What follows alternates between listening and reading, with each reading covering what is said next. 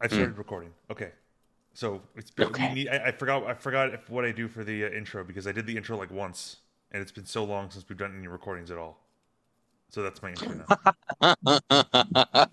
Just complaining that we do not remember the intro. Well, it's like how I I end mean, the that episode, right? Like cutting you off every time. It's like now I have to start without ever being prepared and entirely like not knowing how to start. There we go. Like it's like pottery. It rhymes. what, like pottery? Okay, that's Like that. Okay, that's pottery? actually a weird joke between me and my friends, where it's the line from George Lucas. It's like poetry, it rhymes, but we would just Yeah, always say it's like yeah. pottery. I don't know why. I think it was like a 4chan thing where they would just say it's like pottery. Oh my God. All right, so I'm glad the Uh, people listening have just have just experienced the most interesting part of this episode because this is a boring episode. yeah, it's a very just like, hey, so we've got some costumes and an animal we can use. We also got a little person we can use. So let's just do this. That's what it really feels like. Let me Like actually double it is. check. I forgot what I had for my notes here because I think I completely disregarded my notes because I just rewatched the episode. This is episode 16 of this season. Okay, I don't think I had any notes on it, which is fine. Uh, but so this episode has maybe like one or two kind of good things, and then overall, it's not like great. It's fine. I think you mentioned this was sort of like almost a throwback to some older TNG like scripts. Yeah, so basically, Pillar. So when they were writing this, they had the like a final teleplay, but then like the story was different. Pillar basically like mentioned like it was very hard to work with this because the pitch was just Jake brings a baseball player home for the holodeck, and he like his problem was like this has come out basically right after the first Moriarty episode I think of TNG. Okay, Uh, I thought the Moriarty no, episode was way sooner. no. Second one, the one where Yeah, he okay, that actually makes more leaves sense. holodeck. Right. So, and he's like, he didn't want another holodeck show, but this was like, it ended up being a compromise of like, hey, another concept they basically pulled from was where no one has gone before. I believe this is the one with the monkey face alien. Like basically, people were just no. This was the one. I know which one they're referring to with this. This is when the special alien comes on board with the Starfleet officer, and the officer is like, "Yeah, I made this new warp drive thing," and it's actually the alien just pushing like things around the universe, and the hint being like, "Hey, if you can imagine that, like humans, their imagination will lead them to greater things, right?" And it's basically like it's a more down to earth version of that, I guess. But it's still like very fucking weird. It's just it's a weird episode where things kind of just happen because things happen. Like they need a problem, boom, problem is there, and they solve Well, problem. I Like mean, so one thing I do kind of like in, not retrospect, but just because it's not a bad way to start the episode, is where they throw a small situation that almost all the characters in the episode are involved in instantly to introduce them to the episode and sort of throw them along their path for the episode. So you have a quick dialogue between Quark and Odo, where like Quark is mad that the bar is it's going kind of slow that day, so he offers Odo a stint in one of the holodecks, which is again like they're not really sly about what they use holodecks for in DS9. It's a little bit more sleazy. mhm, And mhm, Odo's mhm. like, nope. And Quark makes fun of Odo for not having an imagination. Then there's like a quick scene where we see Jake pass by and he's going to be using one of the holodecks. Again, Odo sort of comments like, "That's disgusting to like let a child use the holodecks." And then Quark is like, "No, no, no, you don't understand. He uses it for some weird program to play some game called baseball." So Yeah. again, like another acknowledgement that the holodecks are used for sleazy stuff. But this is where a joke comes in that Quark is like, "No, no, no, I'm going to branch out into a new market, family entertainment." So Quark being the family entertainer is an interesting concept. Uh, Kind of revisited in lower decks now I think about it because wasn't there like a family section of like Quarks there? I mean, maybe Uh, I can imagine they made a joke like that mostly because like at that point they made like Quarks as almost these like international casinos or not international but intergalactic casinos. Hmm. And Wait, wouldn't you know, the intragalactic intra because it's not yeah, between galaxies, it's within the galaxy. sure. Yes, that's probably true. But yeah, like Quark's also apparently like I don't think anything comes of this, but he says he's negotiating to lease space next door so he can use some hollow generators from there. Then we cut over to Dax and Bashir. Or so, like Bashir is again trying to hit on Dax, asking her out. He says, "Oh, you're constantly in my thoughts. I can't even sleep." And he's so like, let's be fair, he's really simping right here. Like they turned this up to 11, and Simping. it's funny because he's talking about how amazing she is, and then she cuts off. It's like, you seem to be concentrating just fine on that junior lieutenant at the reception for Captain Stadius.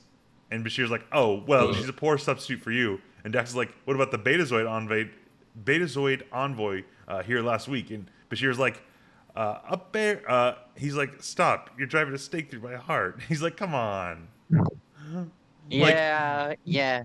like Let's it's funny let's because like Bashir is simultaneously kind of like a player, but also like I guess he really just is obsessed with Dax, which is something that kind of I think gets it's not like dropped, but like I don't know if there's ever because like I guess the implication would be does he truly love her?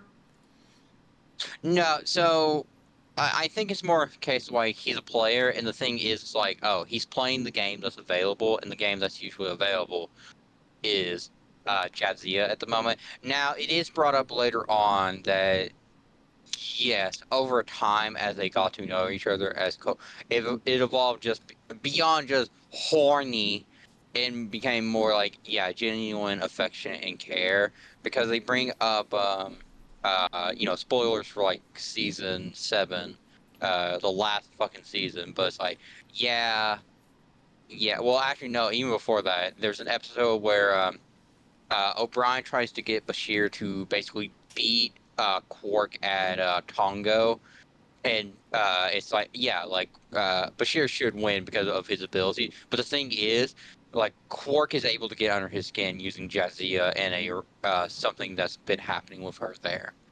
So Yeah, like season 6, I think. Yeah. So it's like, yeah, by that point he loves her, and it's actually kind of an issue in another relationship he has later after that. But yeah, yeah. but it's a little you know the relationship we don't see too much traction with that, so it ends up a lot of this stuff always ends up just feeling kind of like not mean spirited, but just like sad. So it's like, Yeah. yeah, like nothing's really coming up about this, and he seems legitimately like infatuated with her. She recommends he Hmm. tries a high pitched sonic shower, which I guess the higher the pitch, the colder it is.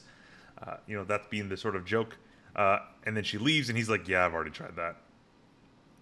So, It could be a case of like because it's like sonic waves, it's like it's buffeting you more, and thus that stimulates you. It's a sonic hand job. I don't think Sonic. that's what it was meant to be, but sure. I don't think they ever really explained the mechanics of the sonic shower. So, Hmm. we briefly cut to like Dax going onto the deck, and apparently there's just some weird issue that they're having there. Oh, we're detecting elevated thoron emissions in the plasma field. Okay, sure. At least there's an interesting justification. It's like most ships avoided this place because of like the superstition around it. So now that you have a wormhole in the Denorius belt, you're Hmm. having a lot of traffic, something the place has never experienced before. So they're like, yeah, we want to keep some eye on some things. That's gonna come up later. Yep. And then we cut to the last sort of establishing situation of this episode, which is O'Brien is reading a bedtime story to his daughter, the story of Rumpelstiltskin. And, Hmm. if anyone familiar with that, it's like the idea is that Rumpelstiltskin wants to take your firstborn, and the only way he would give her back is if the woman knew his true name, which she eventually does learn. And Hmm. let's see. Keiko and O'Brien put their daughter to bed. They walk out. Let's see. Oh, they do some flirting, which is rare for Star Trek, especially before this point, because they don't do that pretty much at all in TNG. And Hmm. suddenly Molly runs out and says, "Mommy, he's in my room." And like, "Oh, who?" And she's like, "Oh, Rumpelstiltskin." O'Brien's like, "Oh, that's so silly." She's obviously like, her overactive imagination from the story. And he walks in, and there is actually like a little person in like a little dwarf person in like Rumpelstiltskin makeup saying like, hey, don't look so distraught. I'm only here to offer you my services should you need them. And he's such like a sly little guy. Let's see if I can get a picture of him because he's a. I guess this is the most work in the episode that they put on him. Mm-hmm. Yeah, there. Hold on, just down for a second, and then we cut to the title credits. Come on, there he is. He does not look like he belongs in Star Trek, which is obviously intentional, but it looks so weird seeing this like weird fantasy creature in Star Trek again. Since like I think the last time they did this was probably the original series. The one I Yeah. distinctly remember from the original series is when they went to the planet that was just Alice in Wonderland, which weirdly enough was the first episode of Star Trek I've ever seen. Wow, I love how you say that because I'm just sitting here like that was an episode. Like, Yeah, I think the idea was like there was some creature on that was like creating some sort of psychic field that pulled in like that story from their subconscious. But it's like that was the first episode of Star Trek, which turned me off of Star Trek for a while. I'm like, this is dumb. I'm gonna go back to Star Wars. yeah. So Yeah, So, yeah, one thing I do like is O'Brien like immediately pulls his daughter out of the room and then calls Captain Cisco like, "Oh, we have an emergency." Which it's weird because I guess this would be like the small thing I don't think is great. Why would O'Brien call Cisco when Cisco's called? He's in his like his the apartment that he often. uses on DS9. He's not in his office. Yeah, So like it sounds like he's not on duty. So I feel like there'd be someone on duty you'd call first. yeah, but here's the thing: Cisco usually likes to be on in the know about like the Oh, I foot. mean, I'm sure, and maybe he's on call, but he's just not on the command deck. Like I guess Yeah, that would happen.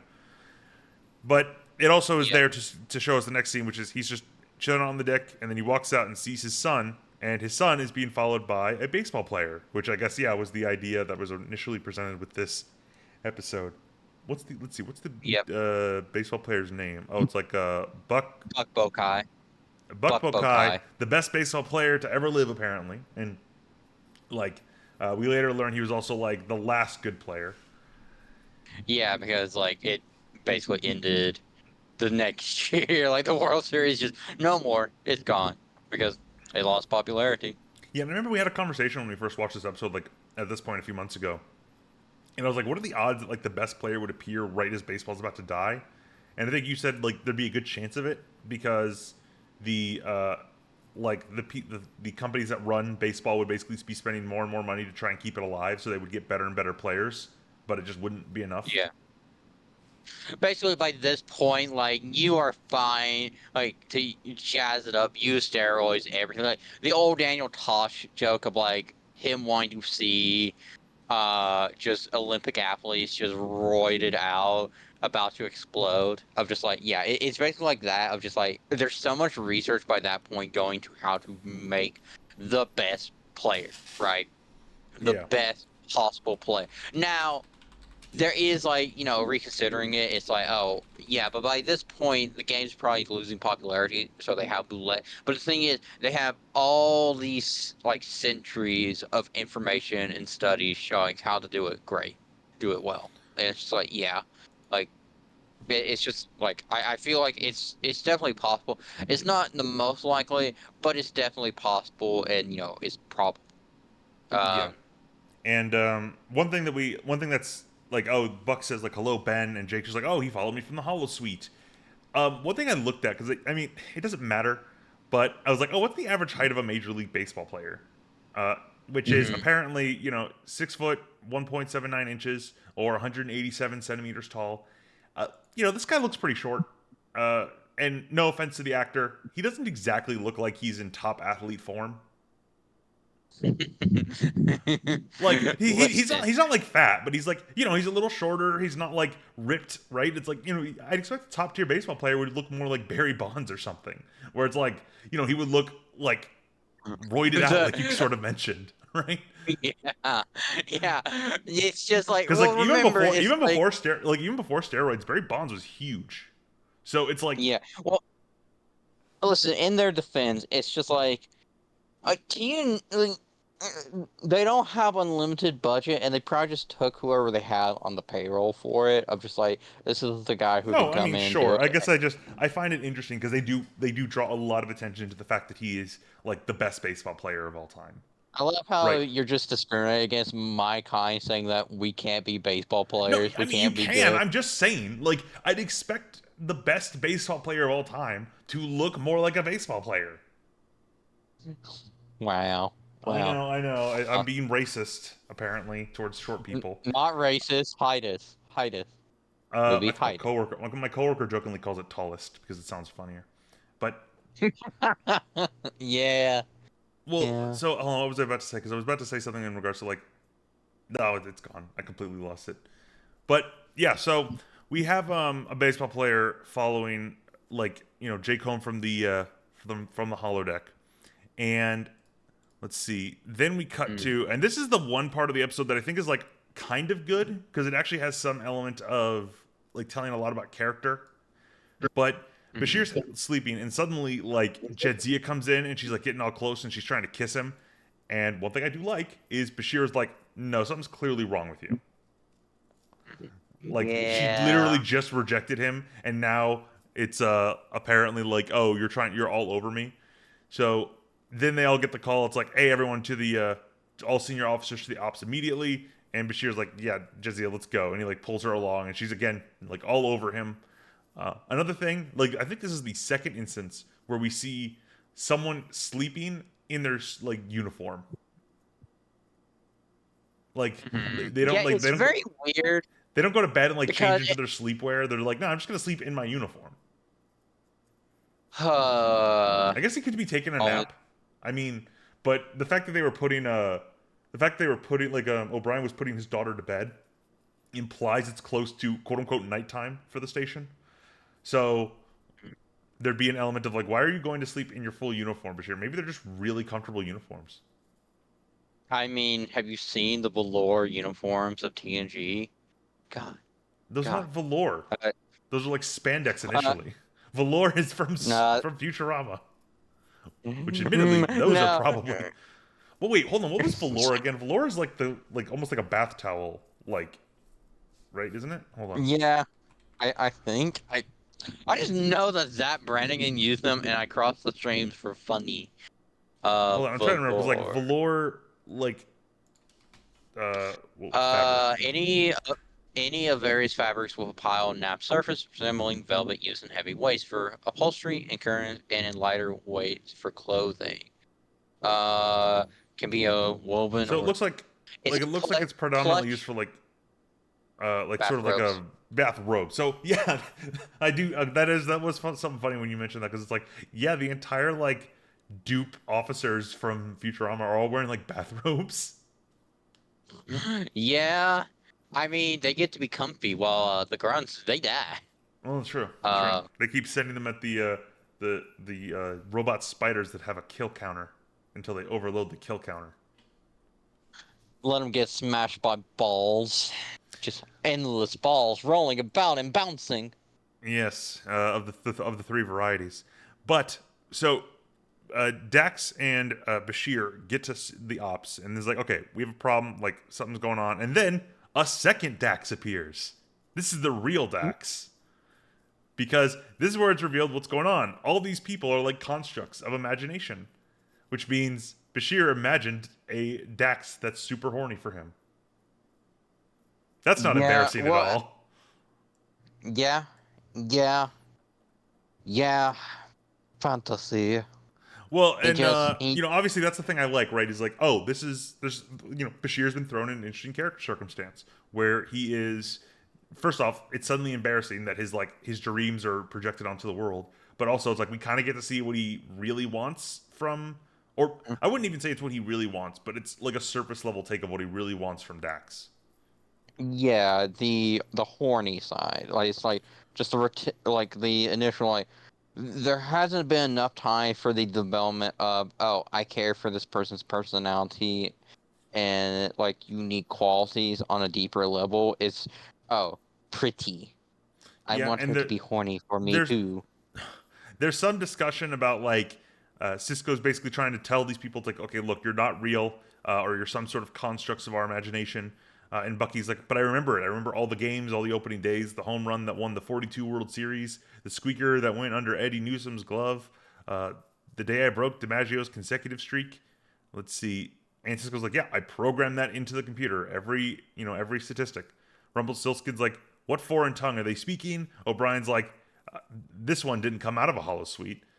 So this is again like where they basically are like, this is some sort of imagination, and they believe Yeah. it has something to do with the Thoron emissions that Dax is researching. Let's see. Oh, and Yeah. Dax 2, which is the imaginary Dax, is basically like, Julian, let's go back to your quarters. It's like, come Oh, on, let's go to bed. And Julian's just like constantly pushing her off, like, oh god, this is super embarrassing. need some Huh. Shiro moment here. Just shove her off. Focus on the mission. Make sword. Just the Well, Shiro. and then Odo calls and asks like, "Is there something you want to tell me, Commander? Because it's snowing on the promenade." And then we cut to, I guess they had a snow machine that they're just throwing all over the promenade. Let's see. Yeah. Again, it's just like an episode.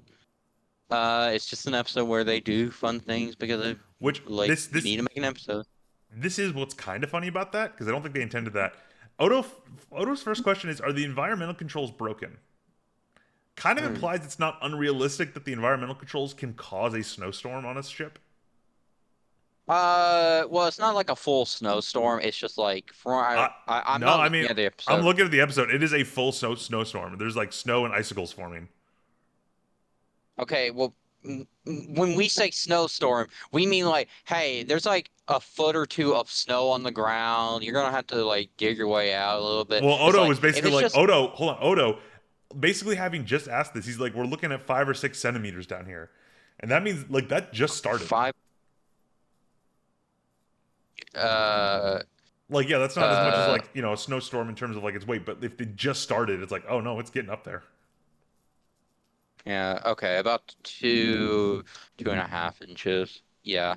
Yeah, but it's still like, okay, just if I can see the environmental controls doing that for short bursts, and it's just like, yeah, max power, but it's one of those things like, I feel like this would burn out the environmental controls because it's like, this is abnormal. I mean, actually, no, it makes sense because remember, you remember, later on, in the episode where a certain someone's shop is blown up. Right Yes. before it's blown up, Bashir and Kira are talking about the environmental settings for a visiting dignitary and like the air quality of it, and she's like, "Yeah, so this mixture you suggested, it's literally melting the carpet." And Bashir's just like, "Yeah, just pull it up, just pull it up. That's just what they live in." Like, if they can do that with the environmental controls in its localized, I feel like a snowstorm is just like, yeah, it's possible. I mean, like, I guess I kind of believe it's It's possible. It's just like it's weird that you'd have that as a setting, and I guess yeah, there'd be a certain circumstance where some dignitaries are like, I require it to be snowing in my room. It's like, okay, buddy, yeah, like this is gonna make the cleaning crew listen, they're hate you, weird. but whatever. Yeah, well, to be fair, that's the privilege of every foreign dignitary. They just get the fuck around, and it's like, do we tell them to leave? It's like they haven't broken any laws, and like they keep the functions, like they're civil during functions. It's fine. It's fine. Just survive. Just Yeah. survive. But so there, Um, let's see. Dax basically comments that there's apparently some weird wave patterns in the plasma field, a lot of techno jargon. Basically, it's a she's trying to do an analysis of a subspace disruption that she doesn't know what's. It's like it's semi familiar. She's like, it's kind of like something I've seen before, but apparently, like when you get closer to the center, the particle density drops off completely, which is weird. So some sort of sci-fi mystery is on their hands, and as you can kind of imagine, if you're a fan of Star Trek or just stories in general, that is probably the cause of all these weird happenings. Yep. So she's going to be continuously like observing that, and let's see. We got a scene on the promenade where apparently it stopped snowing, so it's like, oh, all right. I guess it's no longer snowing on the ship anymore. I guess for some reason, whoever imagined up the snowstorm stopped imagining up the snowstorm. Let's see. Yeah. So again, all these things keep happening. Odo runs over to Quark's, and Quark is immediately like, "This is great," because he's like two ladies on his arm, which I guess he imagined up. And he's Mhm. like, "See, ladies and gentlemen," and oh, so Odo does stand up. He's like, "Ladies and gentlemen, all androgynous creatures, your attention, please. As you may have noticed, we're experiencing some difficulties. I'm going to have to ask you to please refrain from using your imaginations."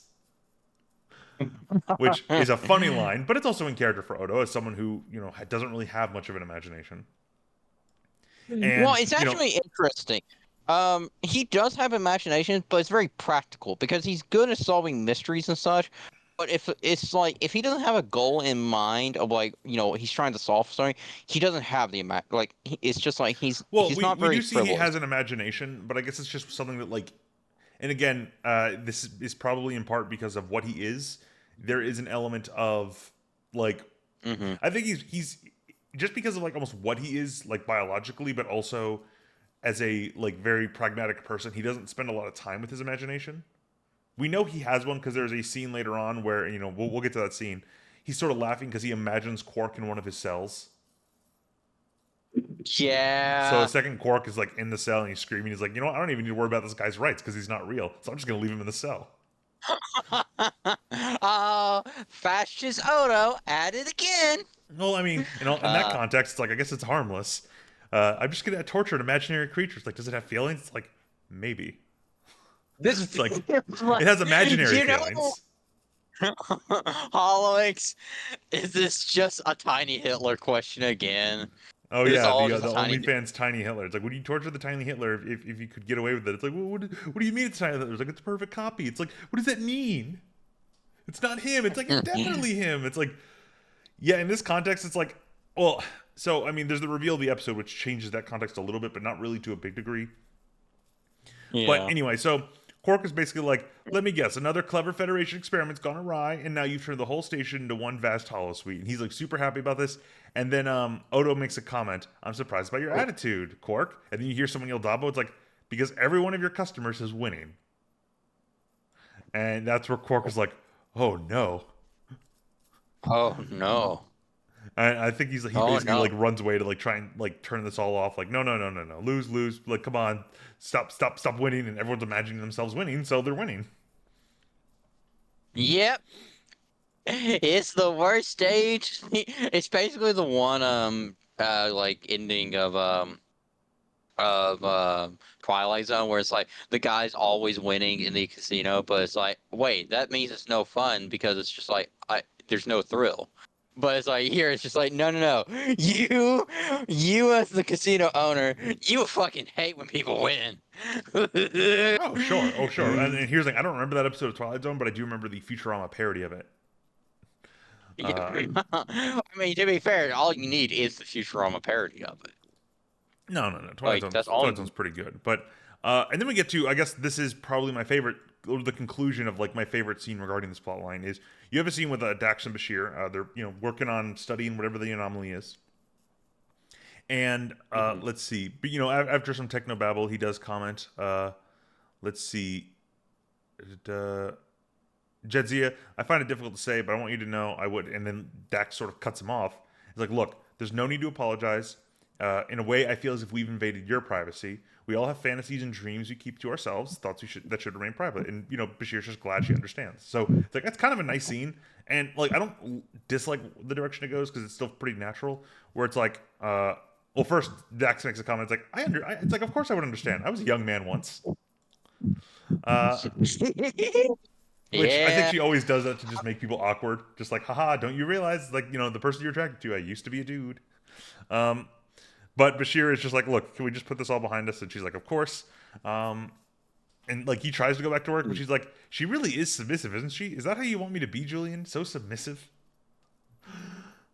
Like, Oh my and then of God. course the Dax 2 comes in Uh, and she's like, I'm not submissive, am I? And she like looks at Bashir to ask, and Bashir's just like, well, I don't like this situation. I'm awkward. Like this is awkward. Um, and I'm then Dax leaving 2 and then now. Dax 2 Just calls Dax 1. It's like at least I'm not a cold fish like you. Which, the implication, right, ooh. is that if she's saying that, Bashir thinks that technically. Uh, Mm, and then of course this just leads to kind of a cat fight between Dax and Dax. They don't actually fight, but they're just like bickering towards each other. And Bashir's unfortunately caught in the middle. Let's see. mhm. Oh, she's like, if you get down from your high horse, you start to appreciate Julian. Again, like the implication is these are Julian's thoughts on what his ideal Dax would say about him, is the implication. Yep. Yep. So let's Just see. Uh, mm, and again, Dax trying to just run like constant like what's it called? Like interference between this. But then they get the test results back from their research, and it turns out that there is a similar subspace rupture in the mid 23rd century. And Bashir's like, I've never heard of this, and she's like, there's no reason you would have heard about it. The rupture expanded, and the system was destroyed. Which I feel like that's only more of a oh reason you'd hear about this. Oh, actually, never. Well, so yeah. he doesn't say he didn't hear about the event. He does say he didn't hear about the Hanoi system, which if the system was destroyed, I guess you wouldn't talk about it as much anymore, but it would still be something you discuss. Yeah. It's I mean, just I guess that might not have been a relevant, like a very relevant system. It's like, oh, it was like it had like one tiny colony or something. Like it's not like a big deal yeah. sort of thing, but it feels like something Actually, you'd if it's only covered. happened once, it so for one thing, this could just the reveal of like like them create like this could just be them like they're imagining creating a report to explain the situation, right? But even if it's not, even if it is something that happened, what Oh, it I could actually never mean thought about. I is never thought about that. So like, I guess we can reveal the reveal of the episode, which is there's no hmm threat. They imagined a threat because the idea was Dax had some sort of idea of this phenomena, and she like imagined a possible outcome, and that outcome became real, and that outcome was possibly hmm going to destroy the system, which that tracks, that follows in terms of like why this is happening. And I had never thought about the idea that maybe the report that she found was also imaginary because she expected to find a report. I never thought yeah, about that. But yeah, like that's true too. yeah, because we don't know if like so there's the question like can this affect computer like programs and put the report in and like the question then becomes just like okay, well if it can't that means it's making those particles appear, but there's nothing saying that it's not making those particles appear on the computer while they don't exist even in imagination. So it's like there's enough wiggle room of like yeah, I think like everything they're technically reading is just in the computer, like it's being affected by the imagination. And once like yeah, it's just listen, nothing is real. It's all fakes. All fakes. Well, yeah. Just So, like French dignity. oh god damn it. But anyway, so Yeah. we get to they're basically trying to like disrupt the disruption now to try and get rid of it. So they're like, oh, Dax is using some sort of subspace calibration pseudoscience bullshit. O'Brien is working on the engineering aspects of it, trying to make it all work. And Rumpelstiltskin's having a conversation with O'Brien, where Rumpelstiltskin's basically trying to be like, hey, like you should talk to me, right? You should like I can help. And O'Brien's like, I don't want your help. You're just a figment of my imagination. He's like, a figment, am I? And then he's let's see, what does he do? Because and yet you can't deny how this imagination of yours empowers me, can you? Empowers me in a way that somehow terrifies you. And it's interesting because O'Brien does show like a lot of character with like how he is kind of afraid of this creature, but he's not showing it.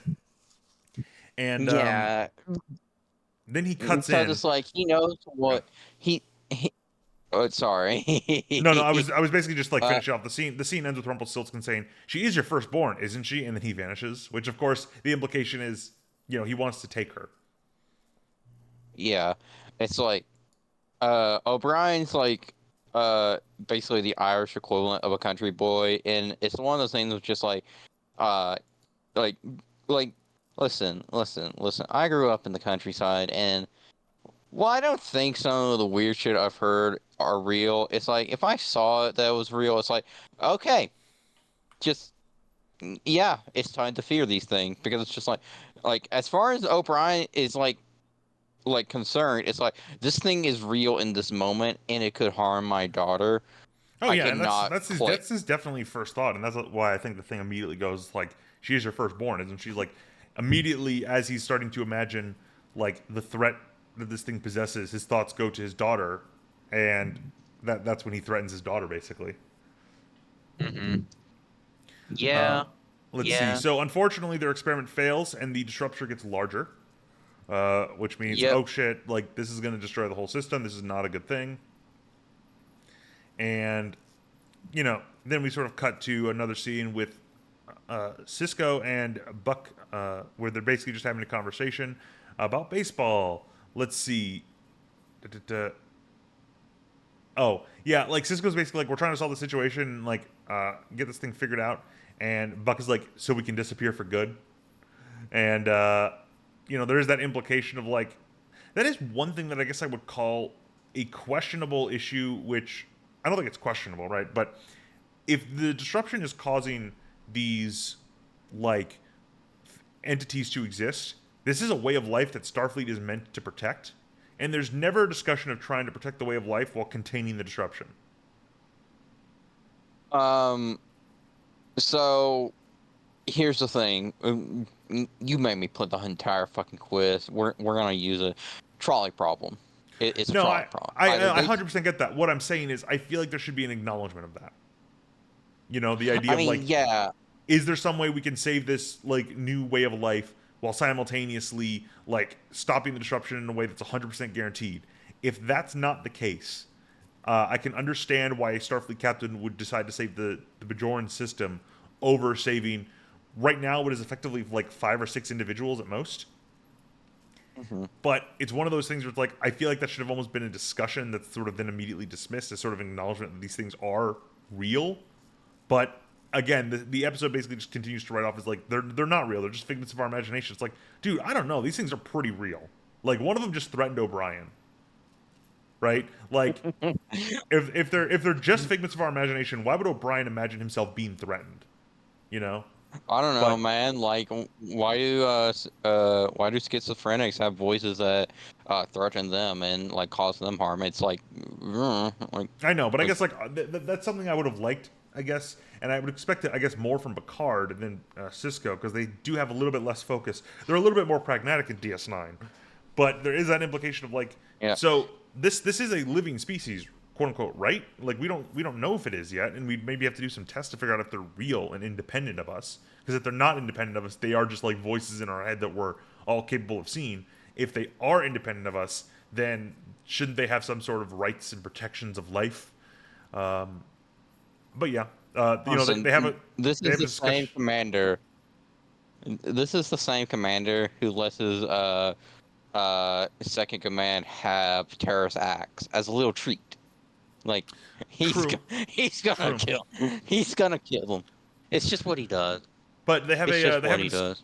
they sort of have a discussion about the nature of Hmm. something disappearing for good, and this is where they start talking about like baseball.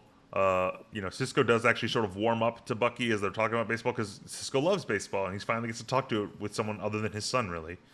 Uh, Yeah. and let's see, they make a comment that like, let's see, where's I just saw the line. I have the thing pulled up where uh, let's see.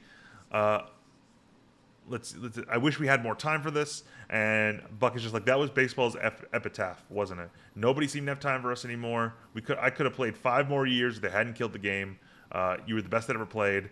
And like Buck is basically saying like, to this day we won the World Series. And there were only 300 people in the stands when he won the World Series. And Cisco does make a nice comment where he's like 301 in my version because he always like attends that World Series in the holodeck sort of deal, which is a nice thing. Yep. But uh, and then we cut to, let's see, all of the holograms or all the imagination constructs are talking to each other, and they clearly know more than they're letting on. Rumpelstiltskin makes a comment: "We don't know any more than we started." Dax 2, who seems to be acting entirely differently, is why would mine create a woman and then reject her? Uh, and Buck is like, look, I've made a connection with mine, a curious one, a sense of feeling from him, an affection for the baseball player who died 200 years before he was even born. So apparently, Mm. these are entities outside of their imaginations, and they're having some sort of scheme going on. They're trying to figure something out. And again, I guess this could be the second reveal. This is an alien species that like uses people's imaginations because they're curious about them. Uh, and basically, to them, this is all just a big experiment.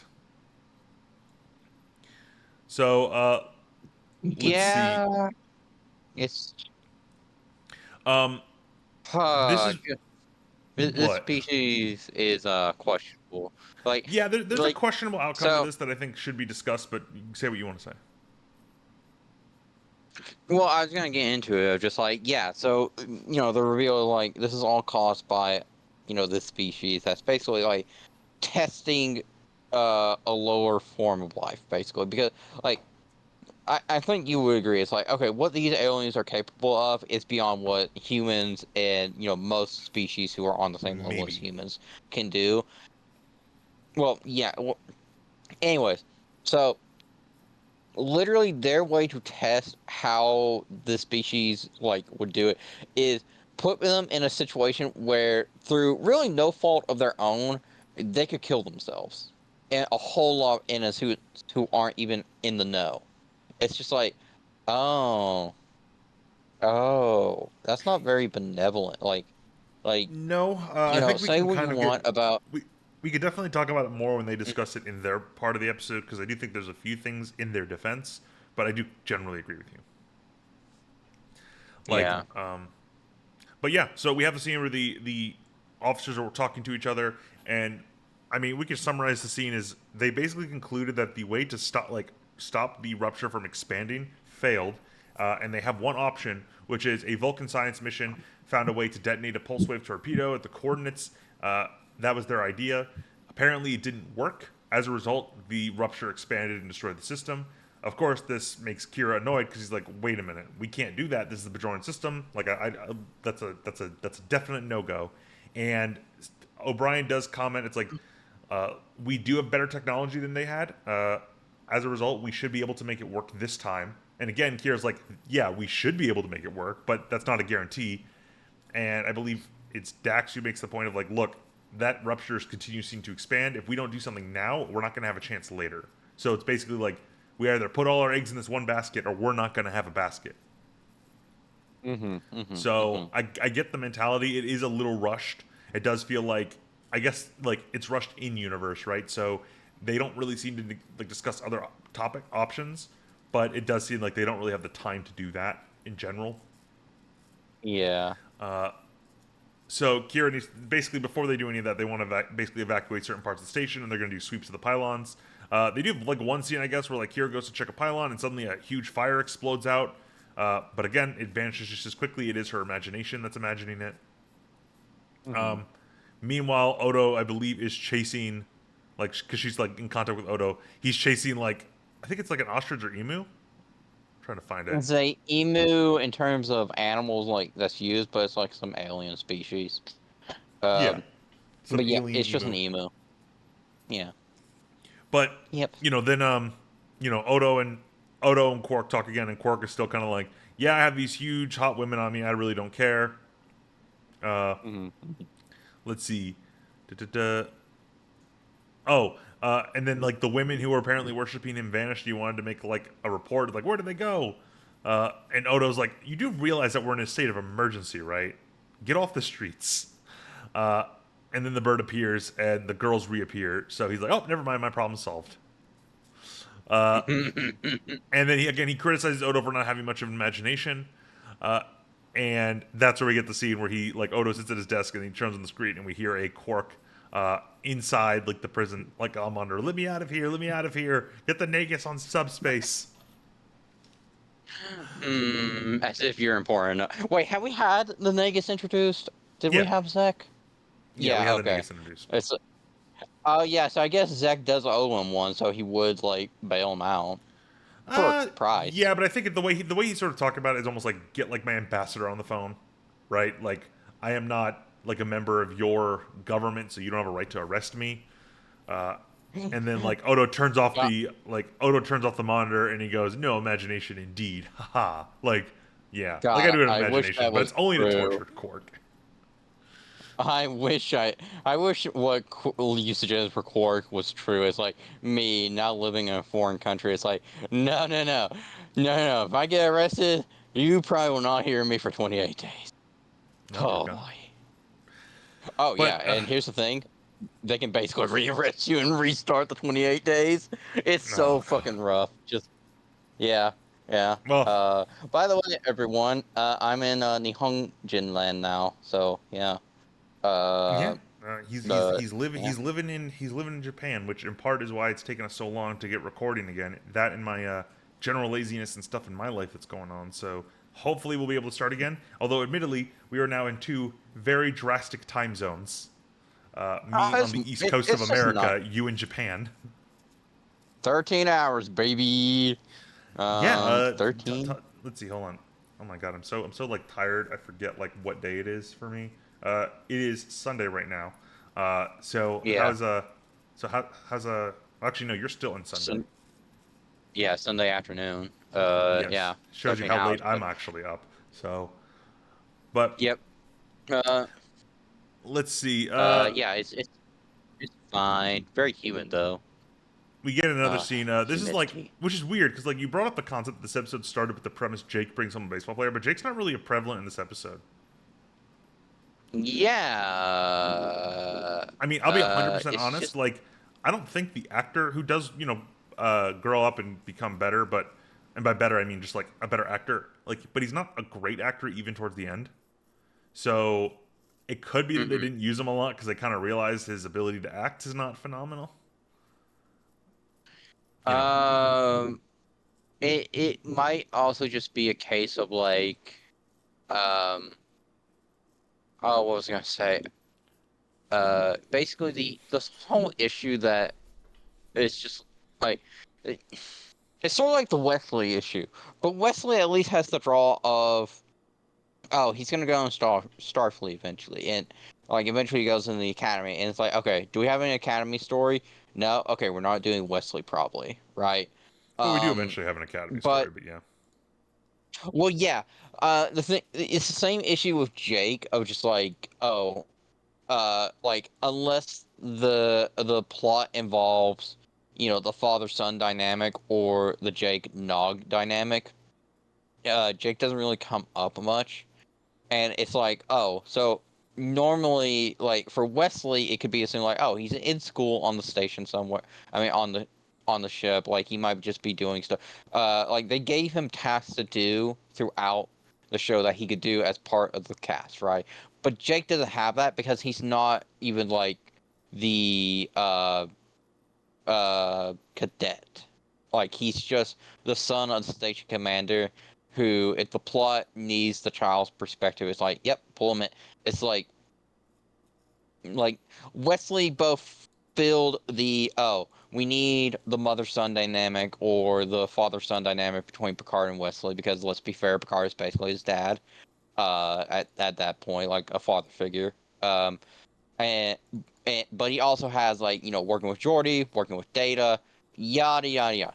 Um, Jake just does not have enough avenues to work with. I think it's mentioned at one point.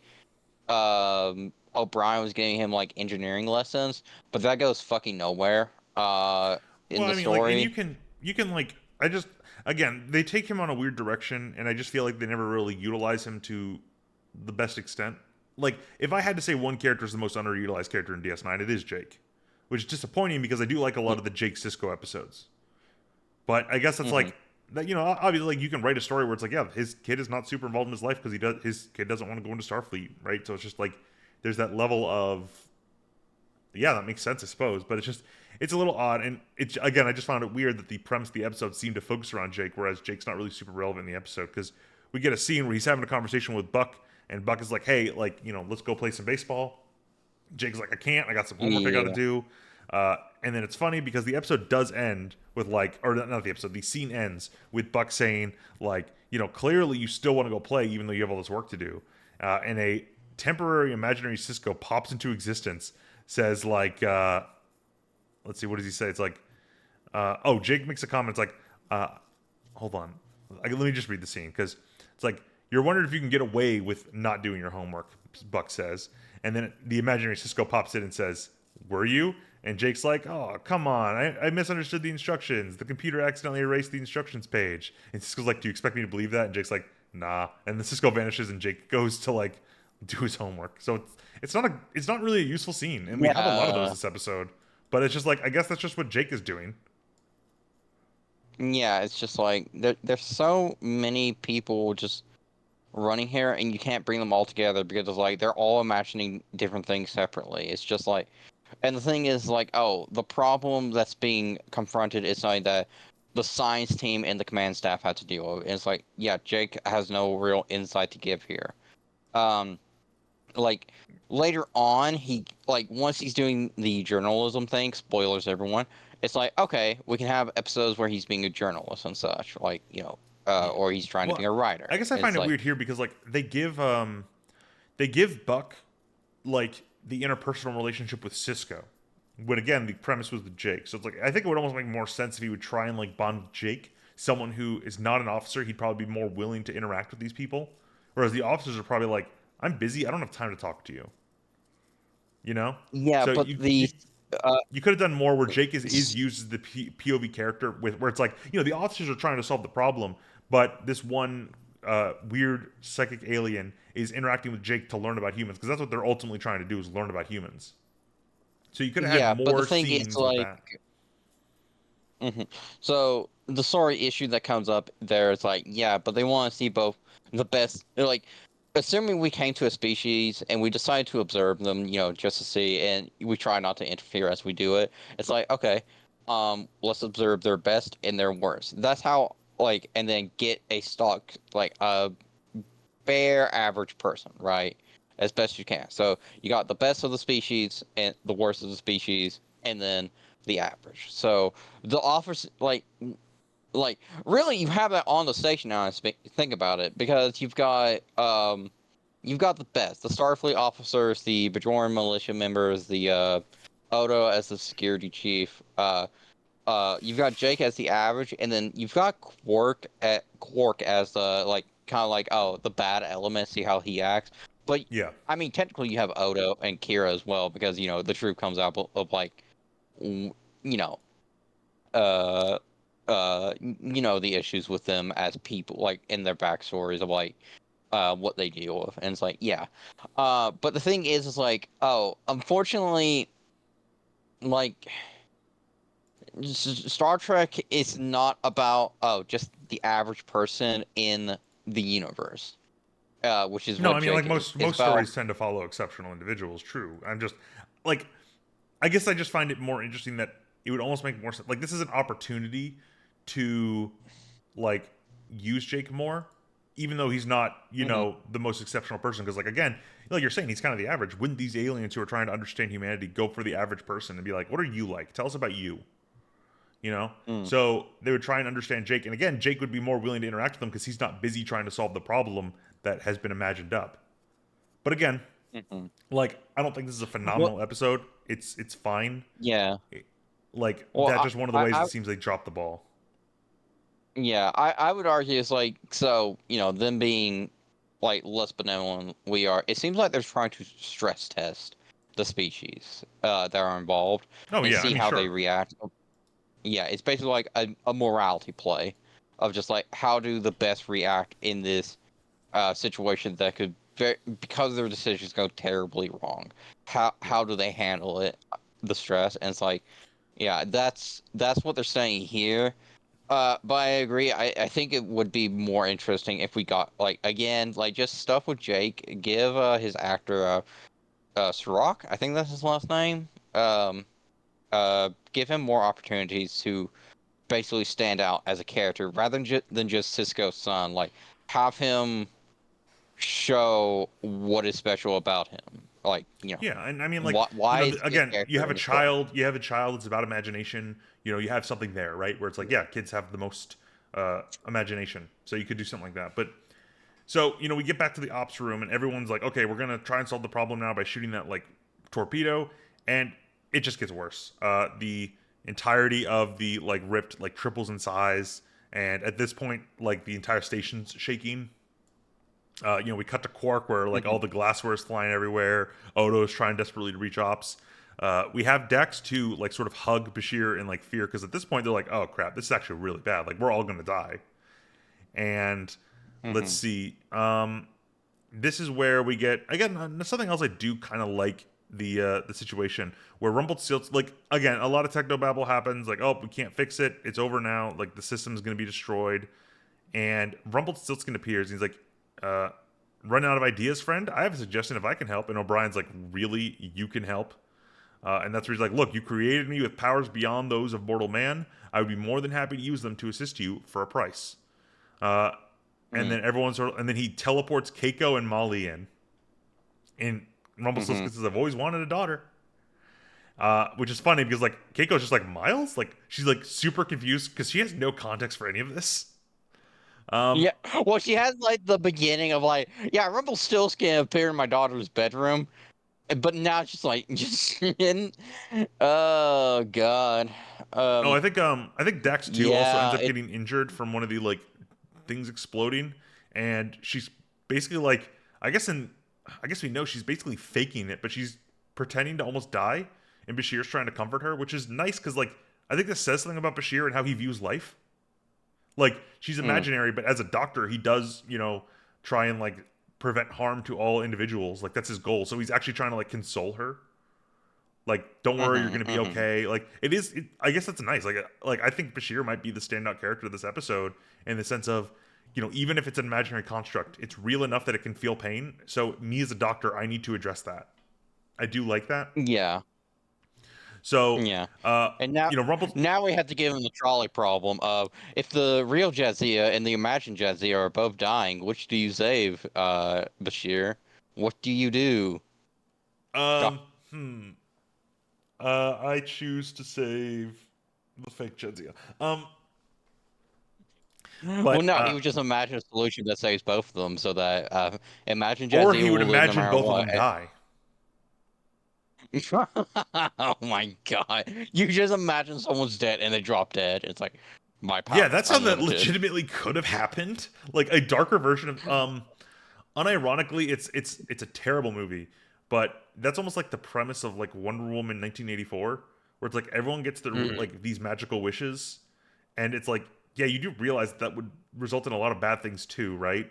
Like, Mhm. or ooh, no, a better example of this would be Bruce Almighty because we watched that relatively recently, where he just says yes Yes. to everyone's wishes or everyone's prayers.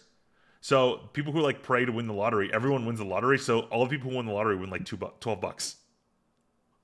Like Mhm. so, yeah, it's just But then Rumpelstiltskin's like, look, I can spin straw into gold, my friend. This seems no more difficult. Which, sure, closing some sort of weird subspace rift, spinning straw into gold, basically the same thing. Um, and like O'Brien's actually like, it's interesting because you see O'Brien actually act pretty well here, where he's very concerned about how he's supposed to act, uh, or like not supposed to act. He's really unsure about how he's supposed to proceed, and he's like, look, this is crazy. This is a storybook. It's a fairy tale. Like, even if I gave you my daughter, it wouldn't solve anything. Like, that's his rationale, which I do like because I don't know. Like, if given a certainty, would he sacrifice his daughter to save everyone on the station, which includes his daughter? He probably would have to say yes. Like, Mhm. I don't know if there's any decision he would make, but his first response is saying, no, this is actually like fake. Like, this can't be real. Which, of course, brings them on the final like solution where Cisco basically says, like, look, wait a minute. If I remember correctly, you said the previous scans hadn't picked up anomalies at all, but once you thought anomalies could be possible, suddenly you were picking them up again. And that's where Cisco concludes that this rift is a result of their imagination. The only reason it exists is because Dax imagined this sort of thing being a potential threat, and as a result, it became a threat. And once like the station's shaking, Cisco's like, "Look, just turn off the shields." And you have to believe that this is going to work. It's very important that you believe. And he drops the red alert, uh, which is interesting because like by dropping the red alert, everyone on the station would start thinking that the problem's resolved. So they would stop imagining a threat, right? Hey, the captain said the threat's gone, so no more threat. And they would all believe that. So then it's just up to Cisco to convince the people on the ops station to do it, which at that point, the station stops shaking and everything works out. Um, Mhm. no more shockwaves, no more rupture, no more anomaly. It's all gone. And let's see. Let's see. Oh yeah, and then suddenly Dax 2 suddenly is a little bit better, and she's like, "Ah, see, I have the best doctor in the galaxy," and then she vanishes. Um, Goodbye. and then Kira's like, "None of this makes any sense. I mean, why did they appear in the first place?" And Dax is basically like, "Might have been related to the elevated Thorn emissions. Readings still haven't returned to normal." Um, let's see. And this is where we get the scene where Buck sort of explains what was happening. He's like, Yeah. he comments, "This imagination of yours is a tough concept for us to get a handle on." And Cisco's like, "It's like you're not simply a figment of my imagination, are you?" And Buck says, we're on an extended mission exploring the galaxy. A while back, we followed one of your ships through that hole in space out there. We've been watching you, trying to figure out the rules of your game." Uh, and Cisco's just like, "Why didn't you just talk to us?" And Buck's like, "We've learned you never can tell how someone will treat you visiting them." And Cisco says, I guess I get that. Like, I understand." And Buck says, like, that's what this has all been about, trying to understand. And Cisco's like, "Was it really necessary to put the whole station in jeopardy?" And Buck said, "But we didn't, Ben. It was you. It was your imagination that created everything. We were just watching to see where it took you. This imagination of yours, we've never seen anything like it. It's a very real to all of you, and yet it's not. At first, it seemed to us to be a curse, an irritation. This Odo fella even called it a waste of time. But I've learned that about you, that you could have such an affection for someone you never even met. I wonder if you appreciate how unique that imagination of yours really is." And Cisco's like, "Yeah, not always." And then he has to leave. And Cisco says, "But you haven't told us anything about your species." And Buck says, "I'd like to. Maybe next year." And then the episode ends. We never revisit And this, they by the never way. come up. Yeah, it's that, and also the fact of like, but it's not us, it's you. You use the imagination. It's like you gave them the power to use it that way. Holy fuck!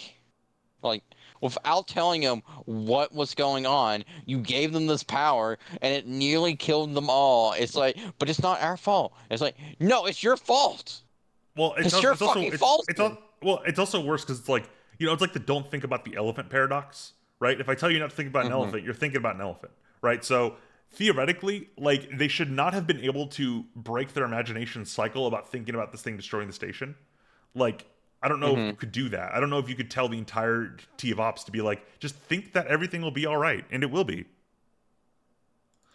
That's I what just I don't do think. to avoid the pain. Well, yeah, I mean, I guess that could work too, but I just don't think that that is something that would work. And I guess at the end of the day, it's like that just works though, and then they leave. But yeah, like, Yeah. theoretically, I guess it would have helped them to say, "Hey guys, by the way, we're an alien species. We want to examine this imagination of yours. Don't worry, any threats to the station are just imaginary. So none of it's real." Like, you could have done that, but I guess like the best thing we could kind of take from this is like they come from beyond the wormhole, right? And they do make a Yeah. comment that in our experiences, it's best to just you can never tell how someone will treat you uh, visiting them. And it's like, well, we do know another species that behaves in a very similar manner in the Gamma Quadrant, You. where they Oh. basically treat everyone as a potential threat first and ask questions later. Yep. So I guess that's Should more have just had foreshadowing about like Pew. one of the. I guess we that's another one of those situations where like, I guess this species either A has run into the Dominion before, or they have a similar mindset to the Dominion. Well, So at least I will give this be. It's like okay, the test is concluded. You did well. We learned about you. We are going to leave you alone now. Meanwhile, the Dominion is just like, no, no, no. You're going to join. well, I mean, You will join. I'm also just annoyed because like Cisco should be mad about this. Again, like, it's one of those Yeah. things where because we have to wrap up the episode, we're gonna stop all drama. When it's like, I think there should be a situation where Cisco says, like, stay out of our system. Like, you're very clearly a threat to us. You don't care about our well being. You've proven that. Like, you say that it's Yep. like, oh, you didn't understand our imagination before you sort of unleashed it upon us, or however you did that. So, like, the fact that you're willing to just risk our lives, and the thing that you would have had to do to make this make any sort of sense is that Buck says you guys were never actually in any danger. You just imagined you were in danger, but nothing would have come about it. Like, Yeah. if he Well, some if he somehow makes the point of like, yeah, we had it under control, and that means the worst they would have done was that they were putting them in the fear of a dangerous situation rather than putting them in a dangerous situation. But the way he says it says like, you were the ones who put yourself in danger.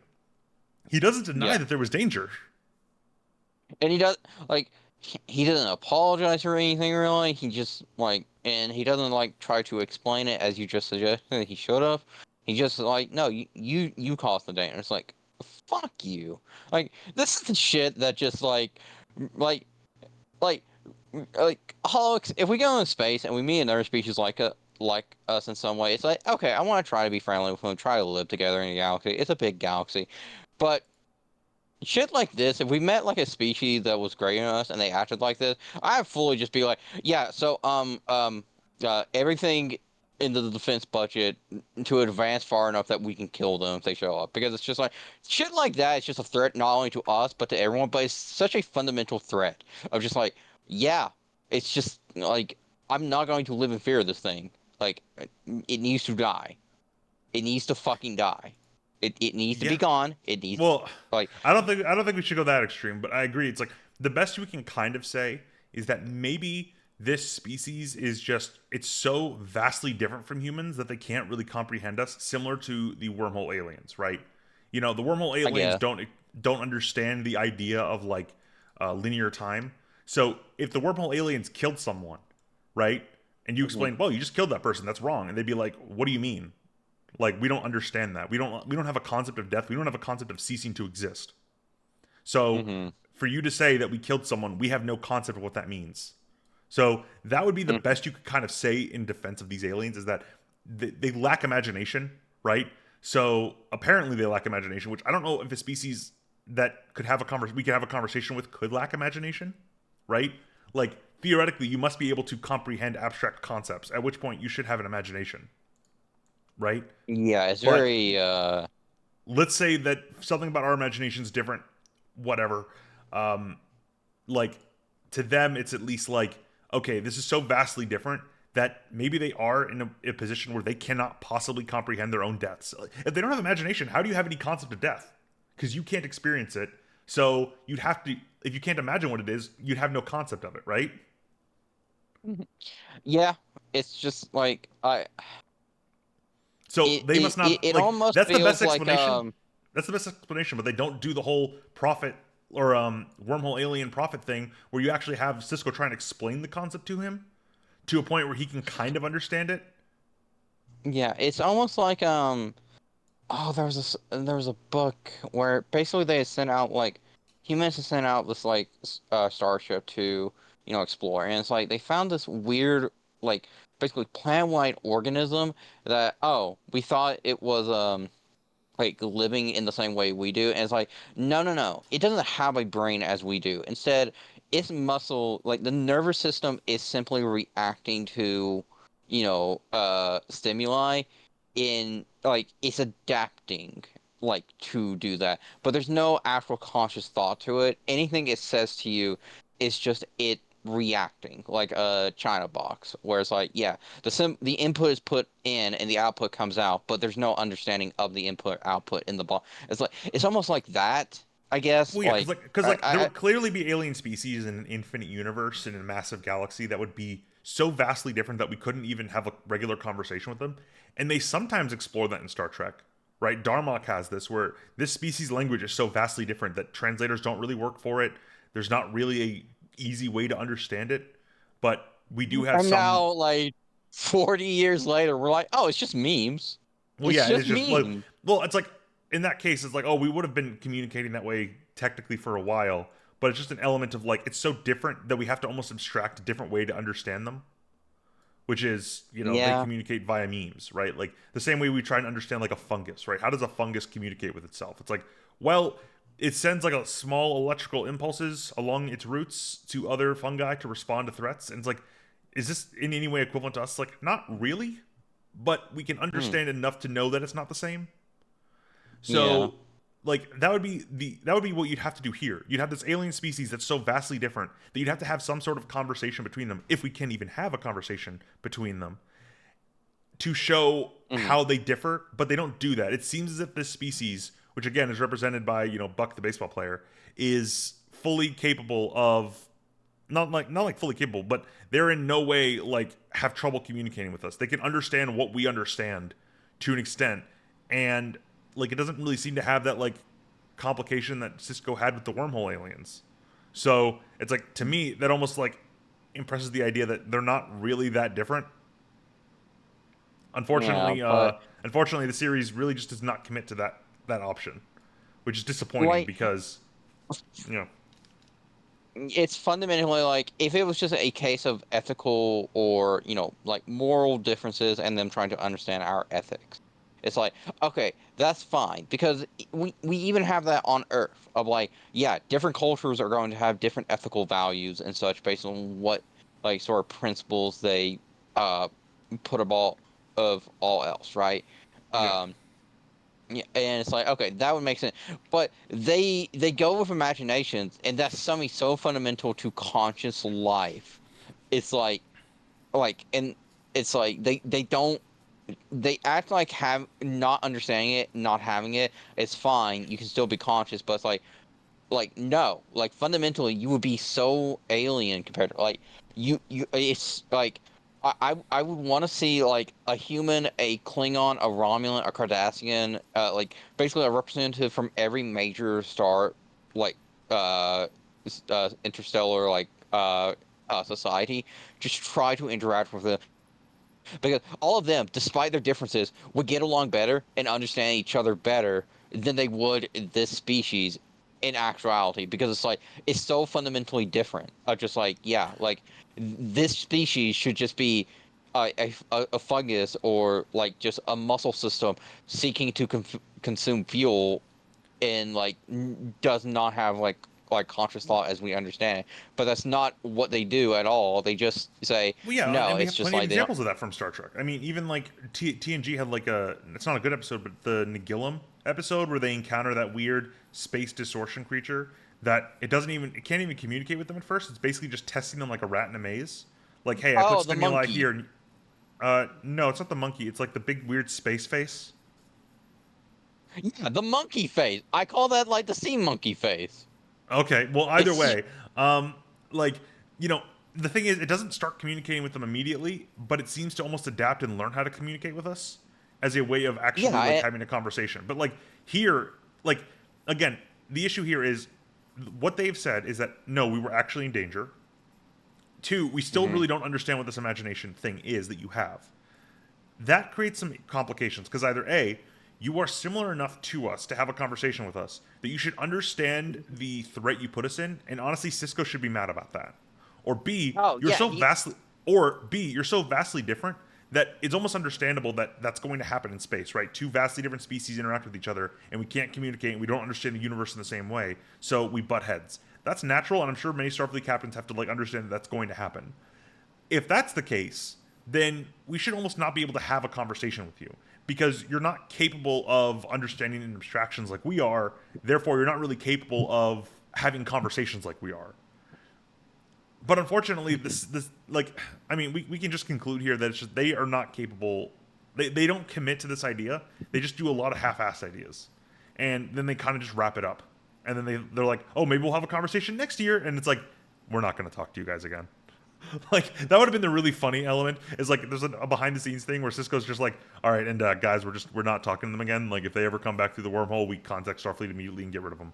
Like we do not like these guys. Like he was just being nice to put up a face to get them to leave, but in reality, it's like no, we're putting out like an avoid order like we do with the queue. yeah. So It's just it. it's not great. At, But yeah. at least with the fucking Q, we have the further examples of like them coming to learn about humanity and understanding like Well, oh they understand like humanity in the same way that we kind of understand them. They're just like at a higher elevated level. It's like if we're at like a 4, they're at like a 14, right? In terms of like the concept they yeah, exist at.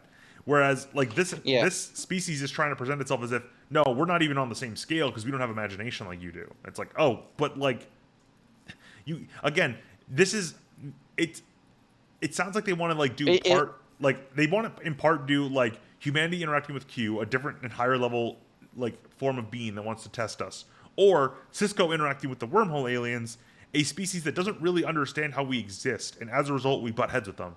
But they don't commit to either one, and as a result, they end up doing this really messy idea that doesn't really work. yeah. It's just it's just how do they even recognize what imagination is? Like I just Well, it's like oh again, I my guess like god. yeah, like how can they even have a concept of a word different from what they already have? Right? Like how do they develop language if they can't think in abstraction, right? Yeah. Because like the idea of like, oh, I need to be able to describe a concept that I've not encountered before. Let me make up a word for it, right? So Mhm. if you don't have an imagination, why do you even have a language, right? Like I can't like right now a car is not in front of me, but I can imagine a car, and therefore I need a word to explain what that is to you. Otherwise, you don't need words See, to explain things. You would just point at what's present. obviously they just have a more advanced version of the German method where hey Hollis, what do you call a tank in German? Uh, isn't it like Panzer or something? Panzerkampfwagen, which is armored battle wagon Hmm. Well, tank. fair. Yeah, it's just shoving all three words into one, and it's just, it's just so like it's like the ultimate compound word. Like German is so much just compound words, just to add complexity that then explains a concept effectively, and it's just like I guess that's just like what they did. Like somehow they got lucky and got the fundamental building block somehow of language without having imagination. I don't know. It just can we just wrap this Well, up? Like I yeah. No, just I 100% agree. All right. So, what would you give this like rating on the A to F scale? Because I mean, this is like a C. It's not bad, but it's not like I I guess I get the concept. They just flub a lot of it, and it seems kind of lazy. Well, no. So we've had episode like I remember a C here is a B by TNG standards, right? Well, not So necessarily, but here's yes. well, that's what we've done in the past, and I would not call this a B episode in TNG because ultimately the concept is not explained well enough to because as we've made clear, everyone. We have issues understanding what they're trying to do because what they're suggesting would not work the way they're showing it, right? This is a C minus at best for me because it's like Well, I if guess like the they thing I want to say is there's a few good parts, right? There are, and I do think like the core idea is interesting. They just don't commit to it, right? The idea of okay, these imaginary constructs appear. I think like the entire episode would be made better if you just remove the two scenes where one the constructs are having like a conversation and two he's explaining it all to Cisco. If you just had it be this is some sort of cosmic phenomena that there's no intention behind it, right? It's just your imagination. It's a phenomena that when certain energy levels exist, it causes your imagination to run wild, and they imagine a threat, right? yeah, it's like Like a psychic if thing. Like it if causes that's you to all it have was, psychic yeah, powers. if that's all it was, and like once they stopped imagining it, the phenomenon vanished and disappeared by the end of the episode, and you just remove those two scenes where it's like an alien species. I think the episode's a lot Yeah. better. It's not interesting. It's just kind of boring. There's not a lot that really happens. Well, Like but you're yeah, right. There is some bad that's stuff. That's what kind of would why make I'm it going a with like. C. Well, that's why I'm kind of making it a C. Right? It's like it's just a matter of there's some bad stuff here, but there's some okay stuff here. There's a lot of okay stuff, and a little bit of bad stuff. So I'm like, I guess it's kind of mostly okay. Like this is not as No, bad as Dax I or Move Along Home. okay, that's fine, but well, those were D's. Actually, I think we put Move Along Home as an F, but I might no. I so definitely would have put Dax lower than Move Along Home. okay. Well, it might be like one's D, one's F. Either way, so they're not. This is not quite as bad as that, but that's why I'm putting it as C minus because it's like okay, if Okay. it's Yeah. un if it's inoffensive but and boring, it's like okay, that's a C. There might be some neat ideas. Okay, so see, like there's some neat ideas, but they don't go full through with it, right? That would be a C here, a B by TNG, right?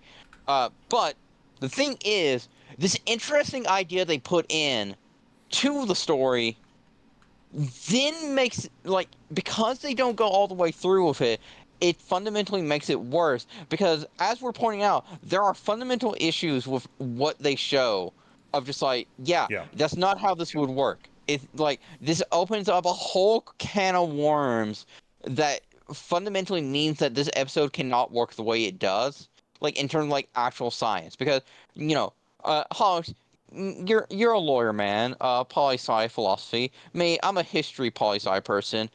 We're not the best in terms of like actual science, right? Like we are not like scientific That's mind, not true. but I'm great at science. Let me near the Hadron Collider. please, please, I'll be responsible. But anyway, we know enough to say like, no, this is fundamentally not how this should work. It is like, and like, if it was just like, okay, a story beat was off, like and it's like some of the things that could be good are not good because it's fine. This is fundamentally like the scientific idea they present here is not actually done how it should be done. It's not No, like they're like I showing said, they one don't thing. commit. Well, no, it's not even that they don't commit. They commit the wrong way of like, oh, we're like a Q or a wormhole alien species testing you. But what they say of why they're testing is like, wait, you don't have imagination. You are not even like those species because, like, here's the thing. Q, they have imagination. Like, Yeah, like it's probably imagination beyond what we can imagine, but that's fine. Like the wormhole aliens, they can imagine. They eventually come to understand time through Cisco, right? Of like yeah, helping them along. It's like, and that's how it is for us as well. Like it takes us a while to understand you abstract concepts, right? That's why like change is very difficult for our species because we have to get that abstract first. Like we have to build towards that abstract first, and then we can act upon it. This species should not be able to have abstract thought without imagination, and yet they apparently have a like. It's just oh, it's a yeah. C Like minus. I said, Don't like if we. yeah. No, I'm not arguing with you. I'm not arguing with you in the sense of like a C minus. I think I was just mostly thinking like, I thought you maybe you'd say it should be lower, but I think it's just a lot of this episode is just inoffensive, and then the one part that's really Mhm, bad is kind of like, I don't think you understand what you're saying, and you're not explaining it enough. Like, is there a way that you can make this concept work if you had more time to explain it? Yes. Again, like I think there's mhm. maybe something there that it's like we're left too much in the dark, and that allows us to speculate. And by speculating on it, we ultimately come to the conclusion of there's not really anything here that makes sense. So it's not a Yeah, great episode. We could just kind of wrap it up here because I think both of us are just done talking about this one. Although let's see, what's the next yeah. episode? Like, Let's see. The next what is? episode is uh, the Forsaken, which I can't remember what that one's. Ah, Oh, Luxwana Troy, the yes. ambassadors. There. Yes, I actually like this episode. So the next episode's good, and I think all the episodes for the rest of the season are pretty good. So Yeah. that's great. Which all right. So we're gonna be trying to iron out more of these each week. Hopefully we'll be able to finish at least the first season. Hold on. What? Pollux. We're so close What? to do it. We're so close to do it. Like two more We are episodes, then very we get to we do are it. so close to. We're gonna have to have a lot of time to talk about that one. Um, Holy shit, Duet is so good. It's just so good. But next episode.